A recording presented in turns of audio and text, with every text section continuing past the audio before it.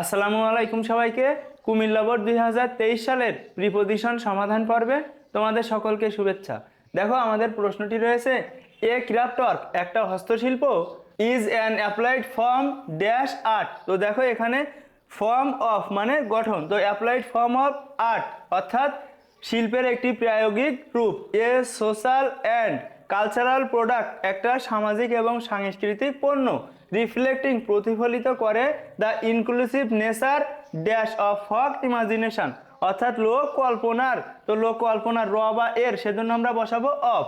তো of folk imagination অর্থাৎ লোক কল্পনার।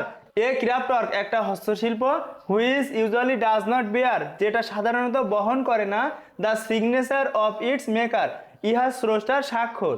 রিটেইনস পরিবর্তে এ পার্সোনাল টাচ একটা পার্সোনাল বা ব্যক্তিগত স্পর্শ থাকে।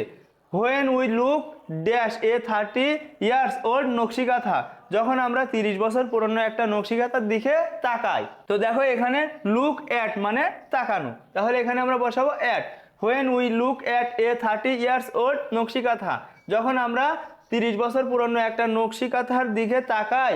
উই ওয়ান্ডার আমরা বিস্মিত হই। তো দেখো ওয়ান্ডার অ্যাট মানে বিস্মিত হওয়া।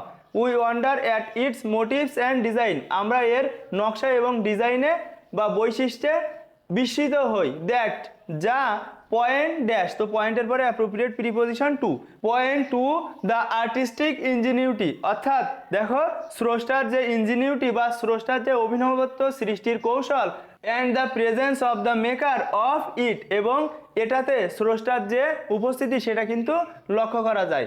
দ্য ফ্যাক্ট দ্যাট প্রকৃত ব্যাপার হচ্ছে এই যে we do not know her name or any other details আমরা তার নামও জানি না এবং কোনো ডিটেলসে কোনো কিছুই জানি না। তো ডিটেলসের পরে appropriate preposition about. Details about মানে সম্পর্কে, তো ডিটেলস অ্যাবাউট হার তার সম্পর্কে আমরা কোনো কিছুই জানি না।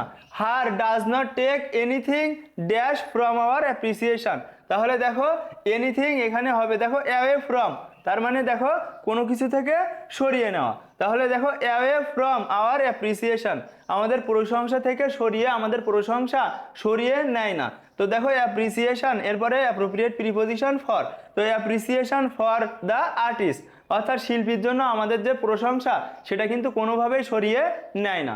ইনডিড প্রকৃতপক্ষে দ্য ইন্টিমেট নেচার, তো দেখো এখানে নেচারের পরে অ্যাপ্রোপ্রিয়েট প্রিপোজিশন বসে অফ। তো দেখো নেচার অফ দ্য কাঁথা অর্থাৎ কাঁথার প্রকৃত নেচার বা ধরন অ্যান্ড দ্য টেকটাইল ফিলিং এবং ইন্দ্রিয়গ্রাহ্য অনুভূতি ইটস জেনারেটস যেটা প্রদান করে অ্যানিমেট দ্য ওয়ার্ক অর্থাৎ কাজটিকে জীবন্ত করে তোলে অ্যান্ড এবং মেক ইট ভেরি ইনভাইটিং এবং এটাকে খুবই আকর্ষণীয় করে তোলে।